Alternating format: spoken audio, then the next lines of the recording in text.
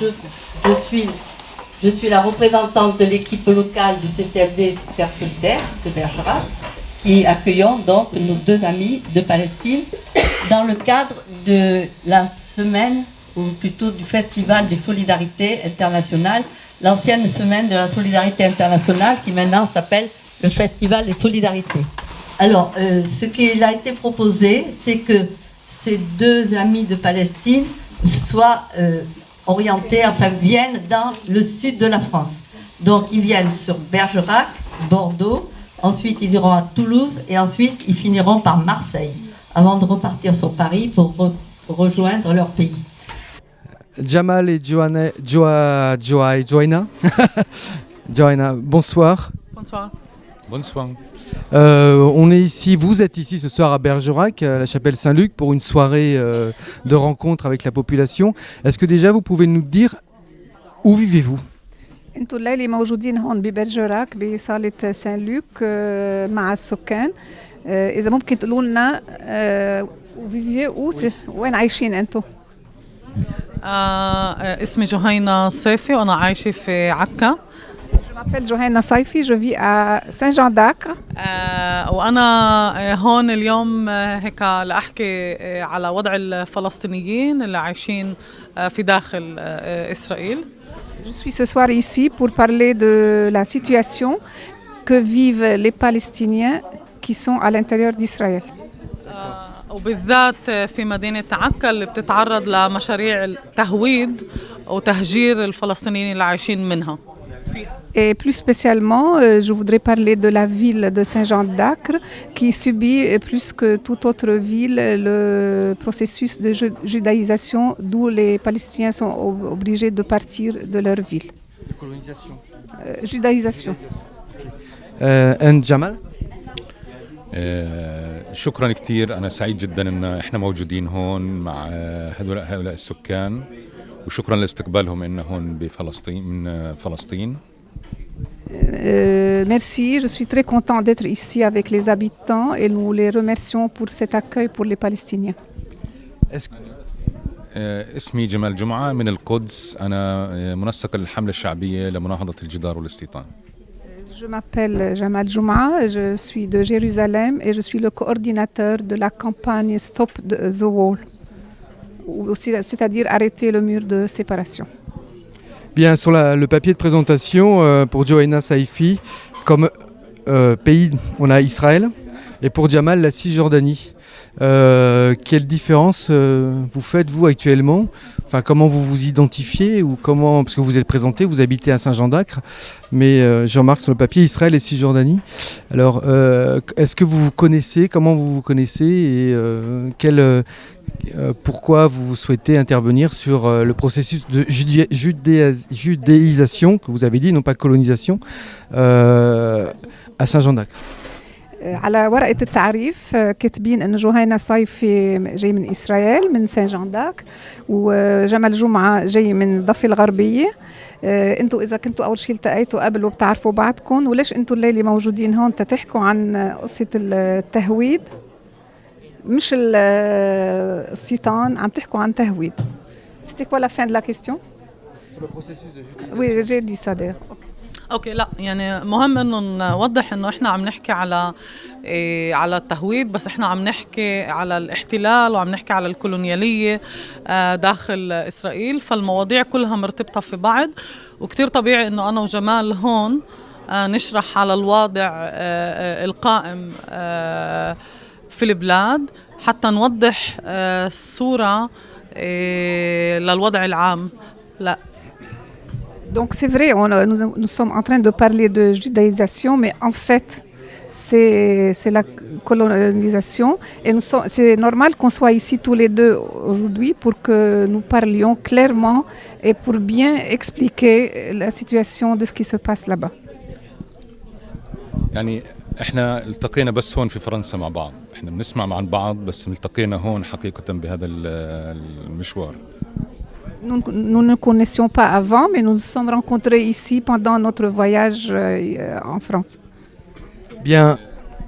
الاختلاف إنه جهينة تعتبر مواطنة إسرائيلية لكن هناك تمييز عنصري واضح ضدها كفلسطينية عربية عايشة بالمنطقة 48 في تحت الحكم الإسرائيلي. La différence, c'est que Johaina est une citoyenne palestinienne qui vit en Israël, mais il faut savoir qu'elle subit un apartheid là où elle vit là-bas dans son pays. Elle est citoyenne, mais elle est victime de l'apartheid. زي ما هي عكا بتتعرض للتهويد اللي عمليا لإخراج السكان الفلسطينيين من هناك وإحلال مكانهم سكان يهود اللي ما انتهت من 48 لحد اليوم. القدس احنا 67 اللي تم احتلالنا من قبل إسرائيل في 67. في القدس وفي الضفة الغربية هناك عمليات تهويد متواصلة للضفة الغربية، هناك احتلال كولونيالي إحلالي. Donc Johaina, elle est à Saint-Jean-d'Acre. La judaïsation a commencé en 1948. Moi, je suis à Jérusalem. Et en Cisjordanie, pareil, nous subissons la judaïsation depuis 1967, l'occupation de nos territoires. Et ça ne fait qu'augmenter de jour en jour ce processus. Et ça va de plus en plus. يعني أنا بدي أضيف كمان إنه مزبوط إنه إحنا عم نحكي على وكأنه مناطق مختلفة، بس هي بالضبط هذا يعني أنا بالنسبة لي الهدف من وجودنا سوا كمان هون، والهدف من وجودنا حتى لو إحنا بنعرف الشخصي بعض، إحنا شركاء في النضال، لأنه واحدة من الاستراتيجيات اللي بتتبعها إسرائيل هي إنه تقسمنا كفلسطينيين. Donc c'est vrai que nous ne connaissions pas avant, mais la cause est la même. Nous subissons le même sort, la judaïsation, et Israël est en train de partager les territoires palestiniens de jour en jour, et nous subissons tous les deux le même processus de judaïsation et d'occupation. Alors, je vais juste revenir sur la différence entre judéisation et colonisation, parce que ou la colonisation. Parce que pour moi, la colonisation est un processus politique. C'est la colonisation. Et la judéisation a une connotation plus, j'allais dire, religieuse. بينما التهويد هي قصة دينية أكتر. أبداً إحنا عم نحكي على يعني مخطط صهيوني استعماري اللي ما بيمس للخلاف الديني. إسرائيل بتحاول إنه تعطي طابع وكأنه في خلاف ديني أو إنه التهويد نتيجة لطابع ديني، بس الخلاف هو أبداً مش ديني بين اليهود وبين الفلسطينية. الخلاف هو خلاف سياسي واضح، ونضالنا بالتالي هو نضال سياسي لإنهاء الاحتلال وإنهاء الاستعمار وإنهاء التهويد. هو آلية، أوكي، هي واحدة من الآليات اللي بيستخدموها. Donc la judaïsation c'est un outil qui est utilisé par Israël pour occuper, pour l'occupant. En fait, ce n'est pas du tout religieux, c'est plutôt politique, mais c'est utilisé. La religion est utilisée pour... C'est un semblant, mais en fait, non, c'est de la politique d'occupation de la part d'Israël. Et il n'y a aucun aspect religieux dans ce qui se passe entre les deux peuples. On est d'accord. Ok. Jamal? الحركة الصهيونية أو المشروع الصهيوني هو مشروع استيطاني إحلالي، هيك كان بال48 بإسرائيل واستمر بال67 هيك. Le mouvement sioniste, c'est un mouvement d'occupation qui a commencé en 1948 et qui a continué en 1967 où Israël occupe les territoires là-bas. في الضفة الغربية بعد 67 بدوا ببناء المستوطنات على الأراضي الفلسطينية، وهذا كله يعني ضد القانون الدولي ويعتبر جريمة وانتهاك صارخ للقانون الدولي. Après 1967, les colonies ont commencé là-bas et ça va à l'encontre, c'est contre le droit international qui est reconnu à l'échelle mondiale comme nous le savons. بالقدس تحديدا هناك محاولة لتهويد المدينة، بمعنى تغليب الطابع اليهودي على الطابع الأصلي للمدينة، الطابع الفلسطيني، الطابع العربي، الإسلامي، المسيحي للمدينة، تهويد الشوارع، تهويد الأسماء، تعزيز الاستيطان. Et plus précisément, dans la ville de Jérusalem, le processus de judaïsation est un processus qui essaye qui est contre les chrétiens et contre les juifs afin de transformer donc Jérusalem en une ville qui est juive contre donc les arabes et les chrétiens les chrétiens et les arabes. يعني آخر إشي إنه كتير في يهود بالعالم اليوم عم بيصحوا وعم بيدركوا إنه اللي عم بيصير باسم اليهودية وباسم هو خطر كبير على مستقبل المنطقة وحتى على مستقبل اليهود، تحويل القضية لقضية يهودية. فهم اليوم بيناضلوا معنا من أجل حقوق الشعب الفلسطيني، من أجل إقامة دولة فلسطين. Donc actuellement, il y a beaucoup de juifs à travers le monde qui se sont réveillés, qui ont constaté que la question est très dangereuse. Et au nom du judaïsme, il y a un processus dangereux qui a eu lieu. Donc ils sont des militants qui luttent actuellement. Certains d'entre eux sont des militants qui sont pour notre cause, contre le sionisme. Dernière question, parce qu'après vous allez parler. Est-ce qu'il y a une différence entre un Palestinien de Cisjordanie et une citoyenne israélienne palestinienne en termes de la vie quotidienne? Est-ce que c'est pas plus facile quand on est palestinienne citoyenne d'Israël de vivre cette situation? Est-ce que vous avez une différence entre les deux? السؤال الأخير: هل هناك فرق بين فلسطيني عايش بالضفة الغربية أو مواطنة فلسطينية عايشة بإسرائيل؟ هل هو أسهل إنه يكون فلسطينية عايشة بإسرائيل؟ كل واحد من الفلسطينيين سواء اللي في إسرائيل أو في الضفة الغربية بيعاني معاناة من التمييز العنصري ومن الاحتلال كما هو الحال في الجهتين.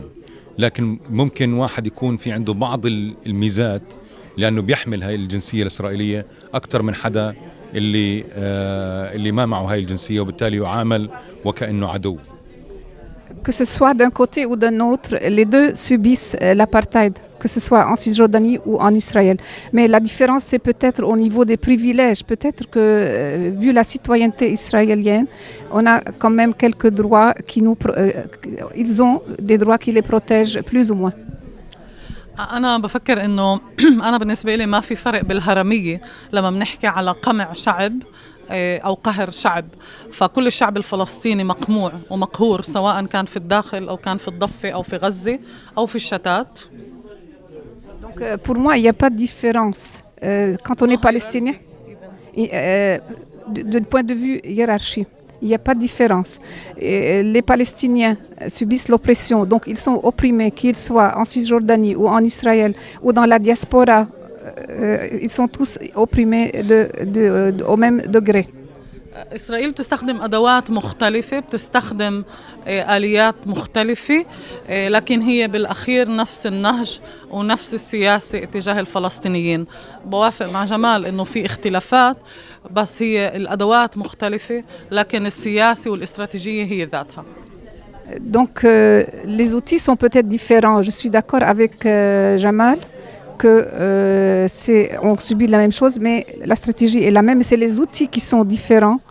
On subit tous la même stratégie et la même méthodologie de la part de l'État d'Israël. Et pour vous, quelle serait la solution?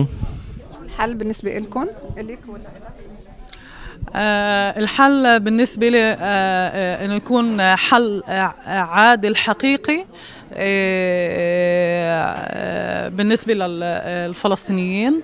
هذا بيتمثل بضمان الحقوق اللي لازم تكون للشعب الفلسطيني، ضمان حق العودة للشعب الفلسطيني وباقي الحقوق الثانية. احنا يعني ما بنكتفي بالحلول السطحية اللي وكأنه بتجيب سلام، هاي مرفوضة علينا. احنا بنطمح لأنه يكون في حل حقيقي عادل للشعب الفلسطيني. Donc ce que nous voulons, ce serait une solution juste pour les Palestiniens, qu'on nous donne les droits, que les Palestiniens puissent avoir leurs droits. Nous ne voulons pas de solution provisoire. Il faut une solution vraiment complète et à tout point de vue, que les Palestiniens aient leurs droits, surtout le droit au retour.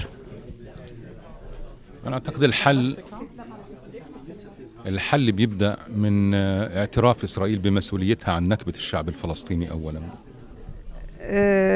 La solution commence par un point, c'est que l'État d'Israël reconnaisse sa responsabilité par rapport à la Nakba du peuple palestinien. والتخلي عن مشروعها مشروع الاستيطان والاستيطان الإحلالي في فلسطين. Israël renonce à son plan d'occupation et à son plan de colonisation des territoires. وأن نعيش جميعا في فلسطين في دولة ديمقراطية حقيقية يعيش فيها الجميع بالتساوي حسب القانون. Et qu'on puisse vivre dans un État palestinien où tout le monde bénéficie des droits, égalité, et qu'on puisse vivre dans une paix réelle. Merci beaucoup et on va vous laisser maintenant. Merci.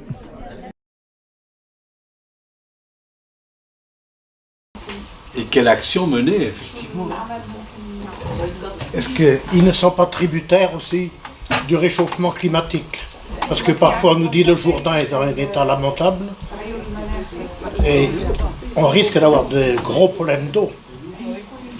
Est-ce que vous avez des contacts avec les politiques? Et quelles sont leurs réponses? Et qu'est-ce qu'elles disent? Et aussi, je voudrais aussi vous demander, avec les pays musulmans frères à côté, qu'est-ce qu'ils font pour la Palestine? Qu'est-ce qu'ils pensent? Parce que quand même avec l'argent, ils passent un peu partout. Pour répondre à votre question, bien sûr, nous sommes prêts. Nous avons des compétences à de haut niveau afin de prendre en charge la question de l'État. أكيد التحديات كثير كبيرة يعني. Bien sûr, il y a de très grands défis. في هذا المجتمع. Donc, pour arriver à un État démocratique et les valeurs que nous voulons, bien sûr, il y a de très grands défis. Et nous sommes prêts à affronter ces défis, comme dans tout autre pays, partout où il y a des défis à affronter. Donc aujourd'hui, si je suis là, si nous sommes là, c'est en fait dans une tentative de changer la réalité de ce qu'on pense, de ce qui se passe là-bas chez nous, de vouloir changer les consciences et sensibiliser sur la réalité là-bas. Je pense que ce que vous pouvez faire, c'est savoir, c'est comprendre et poser des questions afin que vous puissiez tenter d'agir. غالبية العالم ما بتعرف شو عماله بيصير، شو اللي بيصير ومش مهتمة. La plupart des gens ne savent pas la réalité, ne connaissent pas la réalité de ce qui se passe là-bas et ne s'intéressent pas à ce qui se passe en réalité. Aujourd'hui, il y a des défis partout dans le monde. Chaque pays, chaque peuple, chaque personne est devant des défis qu'il doit affronter. Aujourd'hui, nous avons le droit de vivre dans un monde qui respecte les valeurs et qui respecte les droits, les vrais droits que nous devons avoir. Nous avons déjà fait beaucoup de pas. وصلنا دافعين كثير أثمان. Nous avons payé très cher déjà. ومستعدين ندفع بعد أثمان. Et nous sommes prêts encore à payer. بسبيل إنه نحقق العدالة هاي. Afin de pouvoir réaliser la justice.